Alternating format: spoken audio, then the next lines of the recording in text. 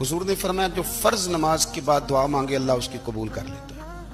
नबी पाक सल्लल्लाहु ताला अलैहि वसल्लम ने फरमाया अल्लाह मुसाफिर की दुआ कबूल फरमाता है। हुजूर ने फरमाया अल्लाह मजलूम की दुआ कबूल फरमाता है। हुजूर ने फरमाया बीमार से दुआ कराओ अल्लाह उसकी दुआ कबूल फरमाता है। मेरे नबी पाक ने फरमाया माँ बाप जब भी औलाद के लिए हाथ उठाएं, हुजूर फरमाने लगे माँ बाप जब भी औलाद के लिए दुआ फरमाएं अल्लाह उनकी दुआ को कबूल करता है। आप अपना ताल्लुक बनाएं, दुआ के साथ, इबादत के साथ, मुसल्ले के साथ रिश्ता बनाएं, इस्तिगफार पढ़ें।